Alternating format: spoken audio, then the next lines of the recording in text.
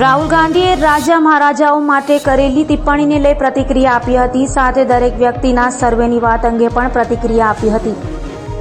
રાહુલ ગાંધીએ રાજા મહારાજાઓ માટેની કરેલી ટિપ્પણીને લઈ ભાજપ દ્વારા આક્ષેપો શરૂ કરાયા છે। રાહુલ ગાંધીની ટિપ્પણીને લઈ કહેવાયું હતું કે કોંગ્રેસે ખરા અર્થમાં લોકોની સામે ઉજાગર થઈ રહી છે।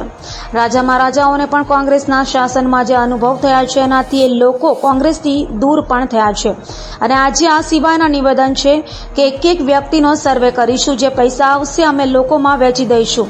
કોઈ વ્યક્તિ પોતે મહેનત કરી બચત કરે અને એ બચત બિન અધિકૃત લોકોને આપી દેવાની વાત કરે છે તો એવો પણ આક્ષેપ કરાયો હતો કે મુસ્લિમ લોકો અને ઘૂસપેટિયાઓને આપી દેવાની વાત કરો છો, એ સાખી લેવામાં આવશે નહીં।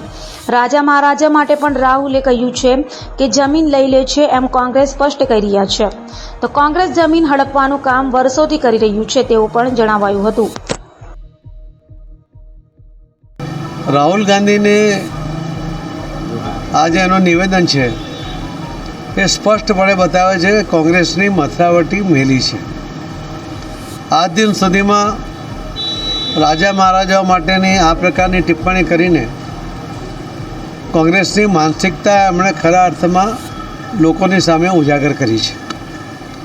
રાજા મહારાજાઓને પણ આટલા વર્ષોના કોંગ્રેસના શાસનમાં જે અનુભવ થયા છે એનાથી જ એ લોકો કોંગ્રેસથી દૂર પણ થયા છે અને આજે અને આ સિવાયના પણ કે જે નિવેદન હતા કે અમે એક વ્યક્તિનો સર્વે કરાવીશું, સર્વેમાં જે આવશે એમાંથી અમે પૈસા લોકોને વેચી દઈશું।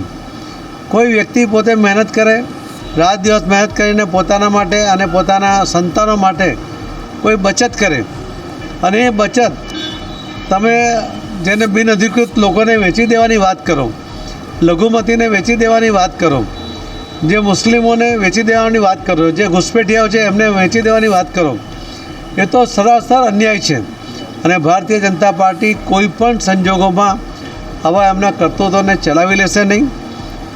જે હમણાં એમણે રાજા મહારાજાઓ માટેનું પણ જે વાત કરી જેમાં પણ એમણે સ્પષ્ટ કબૂલ કર્યું છે કે અમે એમની ભૂમિ લઈ લીધી, એટલે એમની જમીનો લઈ લીધી, એમની મિલકતો લઈ લીધી। આ લઈ લેવાનું, હડપ કરવાનું આ કામ કોંગ્રેસ વર્ષોથી કરતી આવી છે અને ફરીથી આજે એ સ્પષ્ટ થયું છે।